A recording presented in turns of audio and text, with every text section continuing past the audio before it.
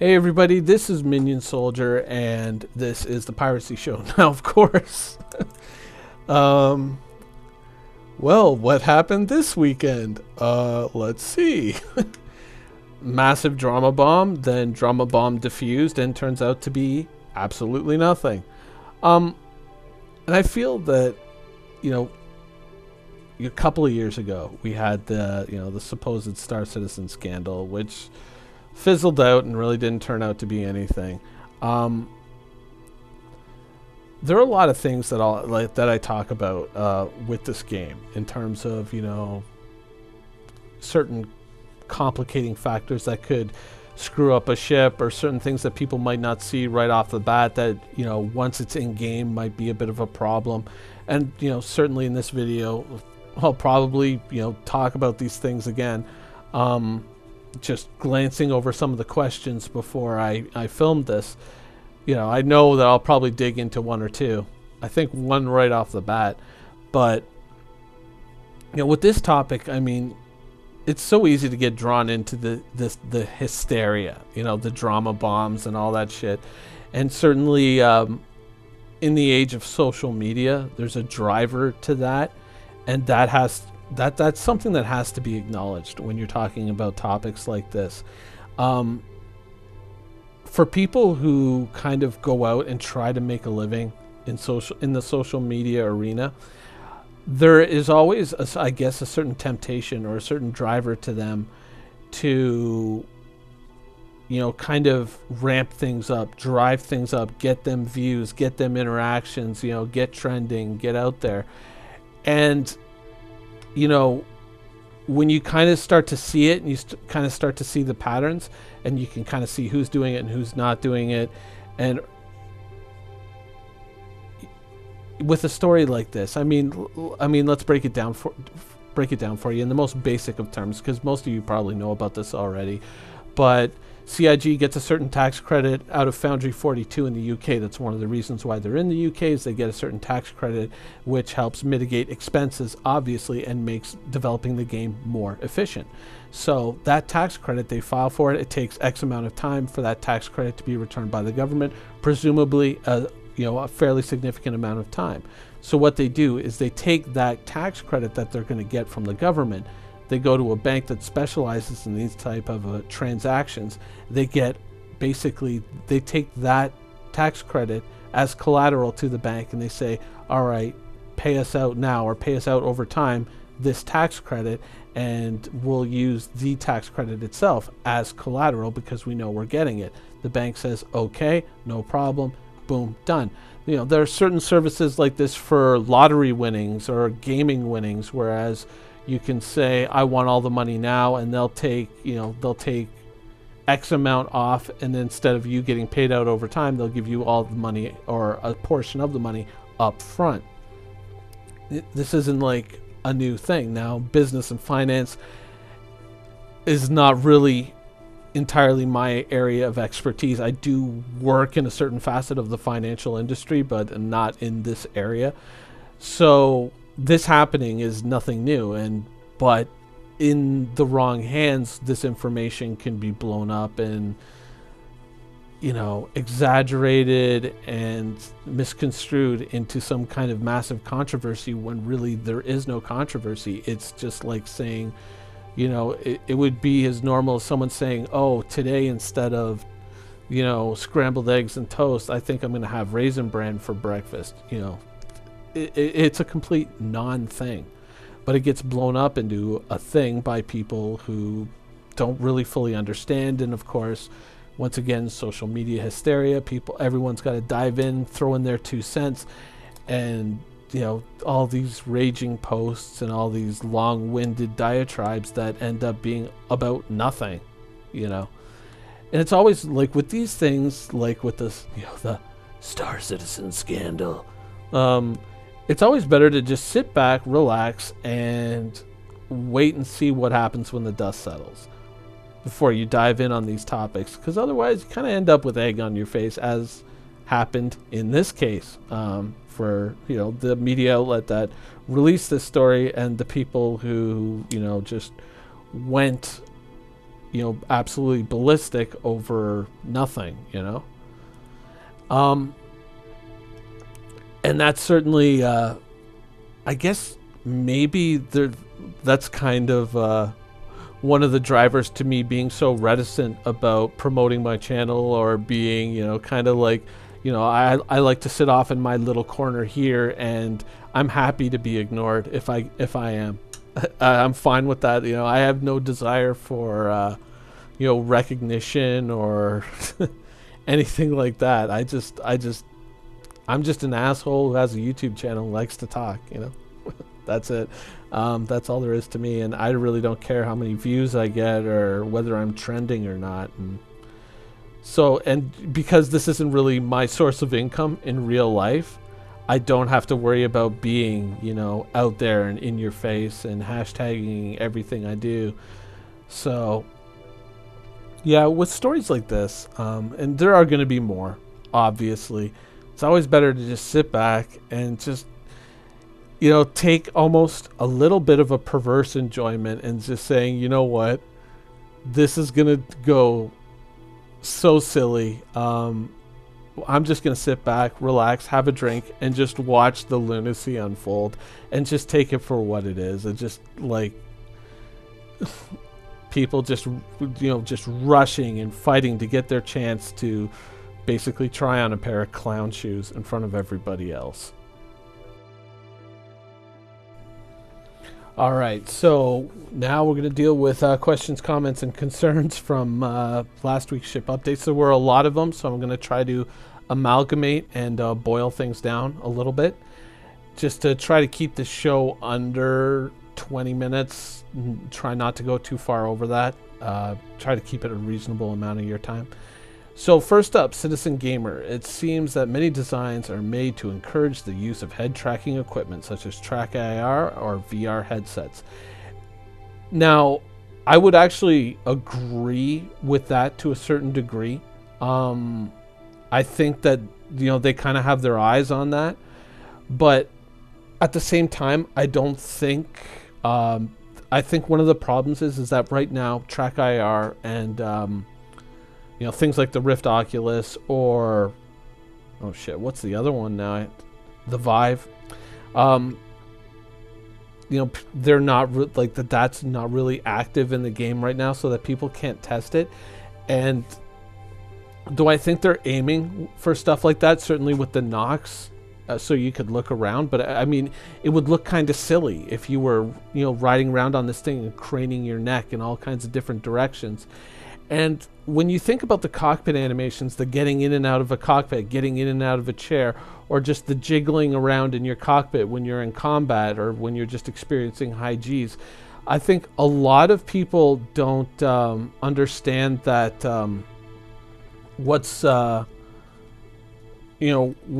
can happen with those types of animations. A lot of people are like, look at these things and they think, it's all going to be fine. It's all going to be cool. It's going to be really immersive. But they don't realize that when you're looking at a screen that fully envelops your point of view, and you don't have any anchor points, like let's say if you're watching this on a monitor and you're looking at your screen, you have the anchor points around the monitor, these things that tell your eyes and tell your brain that you're actually not moving, but what's on the screen is moving.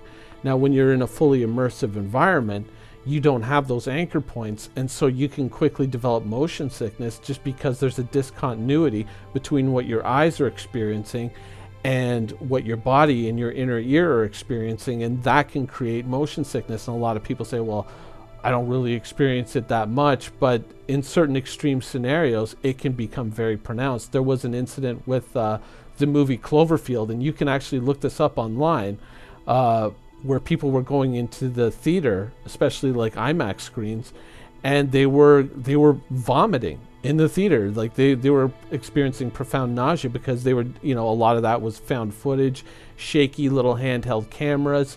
And so that, and combined with an IMAX screen, could cause people to become very nauseous, even people that wouldn't normally experience motion sickness, because they were just seated in such a way that they didn't have any anchor points to really tell them that they weren't moving, and it just it was really bad. And so one of my concerns with the VR implementation in Star Citizen is they don't really seem to be taking those things into account.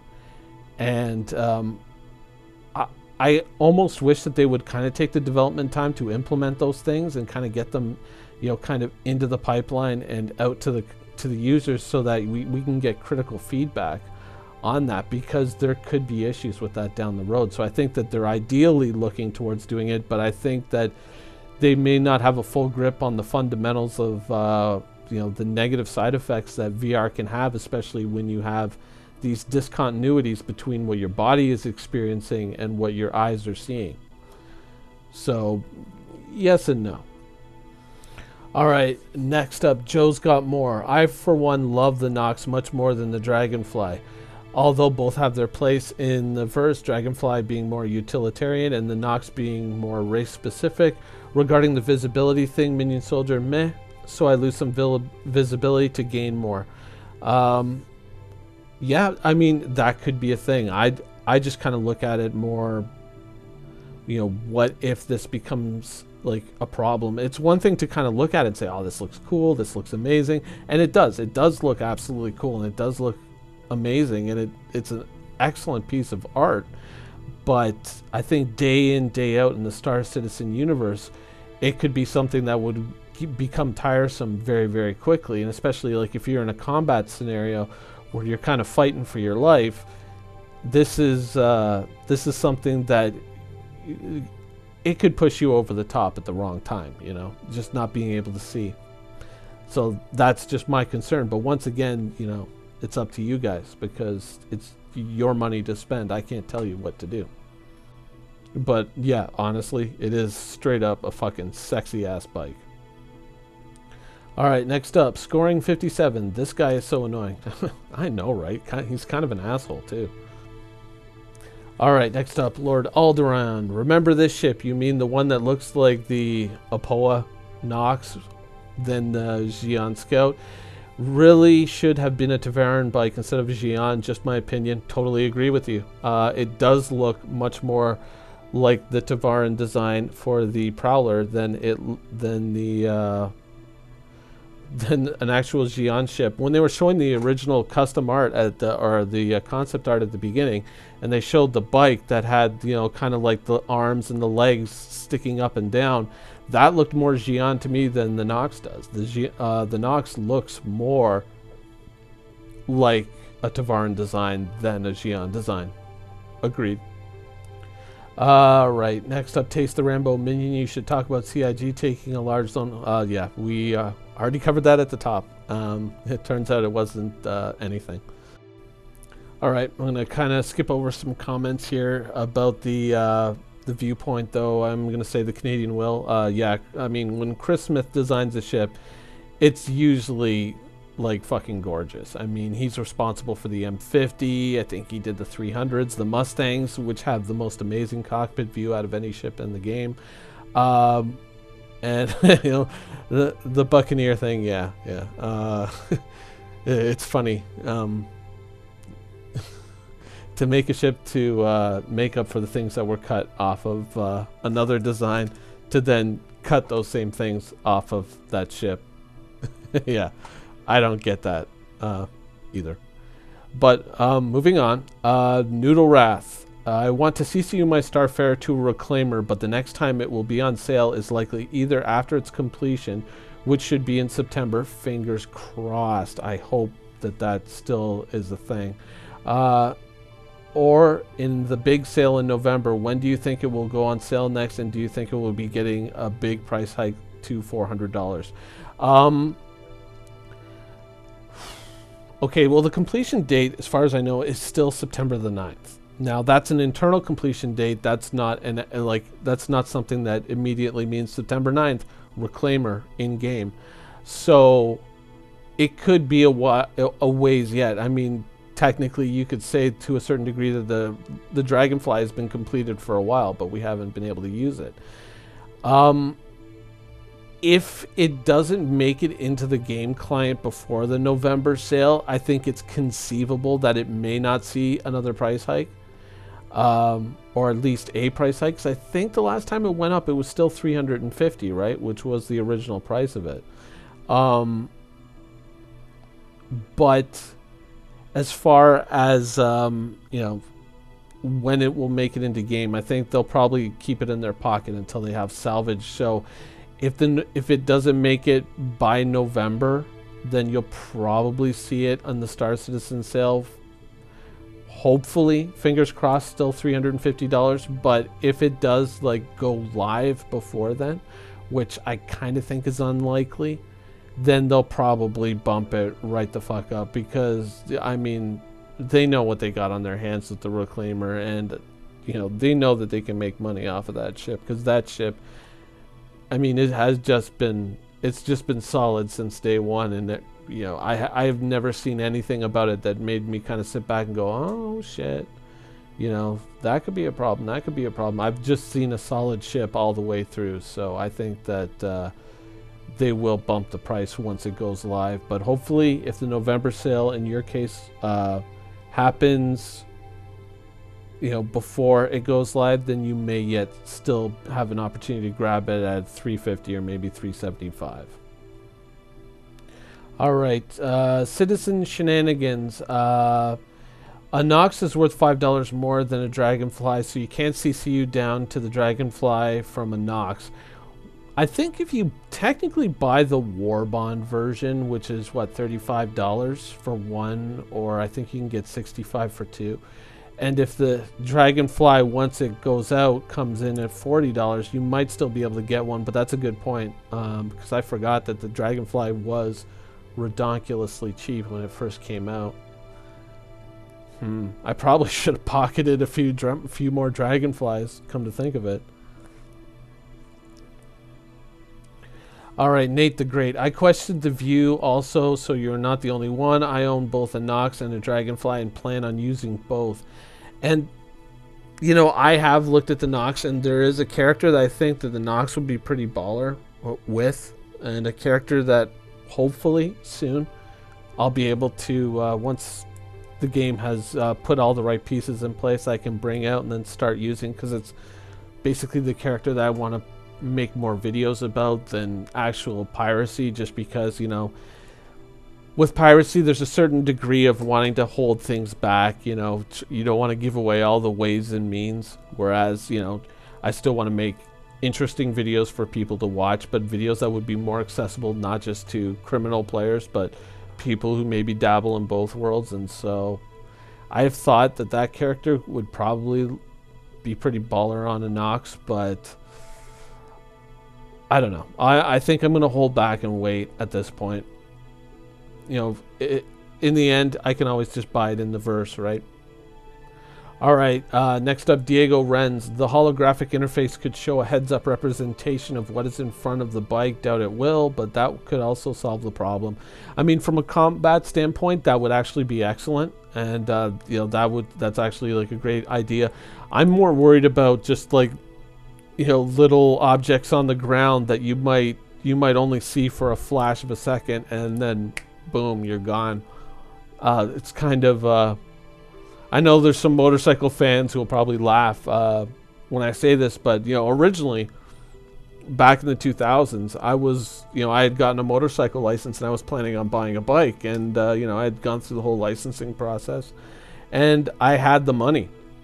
Like, I had the money in my account. Like, I'm not talking about I was going to go get a loan and get it. I had the cash in my account. I had about $5,000 sitting in my checking account, and I was out actively looking for a bike. And then, oddly enough, someone made a point to me in a conversation that just really, really struck. You know, I was sitting there struggling, thinking about, well, what should I get? What should I get? What should I spend my money on? And really kind of thinking, you know, should I start small and then, you know, move up to something a lot better after a couple of years? But someone said to me, you know, how many times do you drive down the road and you see somebody doing something completely stupid in a fucking car? And I said, yeah, every day. You know, changing lanes without looking, almost every day. You know, all the little things that happen. Even recently, you know, I had that car accident last year, and you know, had I been on a motorcycle, the result of that accident, because that car rear-ended me almost going full tilt, the result of that accident would have been much more severe. And you know, he just kind of made the point that, yeah, you know, a motorcycle is cool and all, and you know, I, like you and like a lot of people, understand the appeal, and I don't discount that you would have the skill to operate it, but you have to think about all the other people doing stupid shit on the road. And you know, when he said that, I thought, you know, yeah. And even like nowadays in my car when I'm driving, that still clicks in my head, you know, and I'm like, I see people just doing dumb shit all over the place. I mean, I had a guy maybe about 2 weeks ago who had clearly fallen asleep behind the wheel and just started sliding 3 lanes over on the highway at speed into my car, like into my lane. And I was hitting the horn, and all of a sudden I saw the guy's head jerk, and he was like, oh wow. I mean, he was all the way, you know, in the slow lane, and he had come all the way over to the fast lane across 3 lanes of traffic, and I had to do like some quick moves to get out of the way. And it was just like, oh, whoops, sorry, oops. It's just like, dude, maybe you need to pull over and have a fucking coffee, or I don't know, like do some crack or something to wake the fuck up, because you almost fucking destroyed me. And so being on a motorcycle, I can see how that would be a bigger concern, especially, I mean, like, I've had my car rear-ended. This car that I own now, I've had it rear-ended, I think. It got rear-ended in 2015, and it got rear-ended in 2016. So far this year has been good, knock on wood. But, you know, it's stuff like that that kind of always push me away from motorcycles in real life.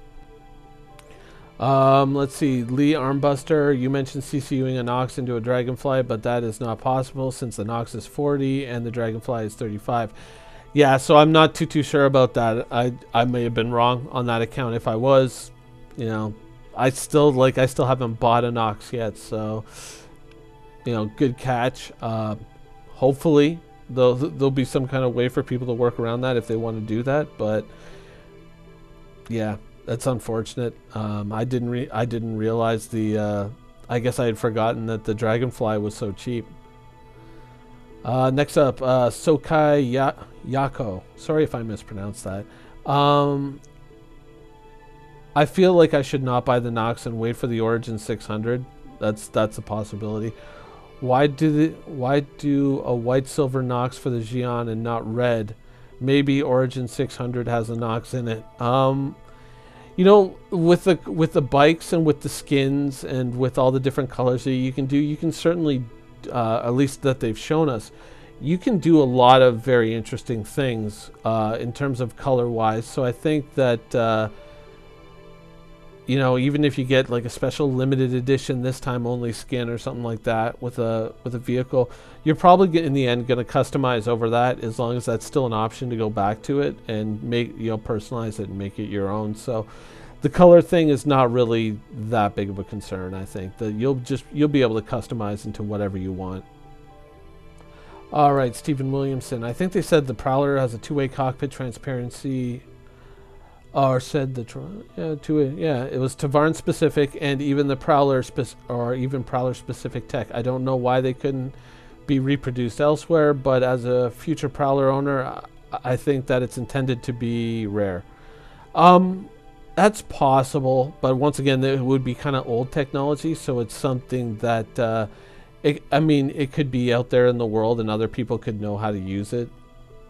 But you know, I mean, it could be kind of like nuclear weapons, right? Like, everyone kind of knows how a nuclear weapon works, but the actual hard science and mathematics of it, not so much, you know? That's why you have, you know, countries that still struggle with this technology, even though technically it's been around since 1945, right? So yeah, I mean, it's plausible that it could be rare in that case, but I mean, like the other guy was mentioning with the holographic cockpit, there are other ways around it. It may end up not being such a thing, you know. It may be just a non-concern, but it's one of those things that, you know, when I see, I go, hey, you know, just be aware of that. All right, next up, Devin Sharkey. Redeemer pulled from the ships regularly on sale. That is your Redeemer update for this week. Actually, Let me check that right now. I hope this isn't going to break the recording. No, it's still an option there. I can still see that you can add it to cart. Still $250. Maybe there was, you know, with Friday, with the sale or whatever, putting everything up, maybe there was some kind of disconnect. All right, Mike MF Panic. I agree that the Dragonfly is much more practical than the Nox with the second seat and the minimal cargo. I grabbed the Nox because 1, LTI token, 2, give it a test, and 3, looks badass. I agree totally on 3. It totally looks badass, and as an LTI token, it's pretty solid. Especially at that price point. I may keep it. I burned one of my Aurora game package to get it, so no big loss. Yeah, I mean, it still looks totally badass, and I might get one in the verse. I mean, the view thing could be a non-issue. It could be an issue, but yeah, it's still, I mean, it looks fucking amazing. Just on looks alone, it was almost enough to get my wallet out of my back pocket. Star Citizen Control. I got one within 5 minutes of the email arriving. Yeah, you know, if that's your thing, dude, more power to you. All right, Jez MCM. The Dragonfly was mentioned as being considered the explorer of the two. I guess this was referring to the visibility and the cargo capacity.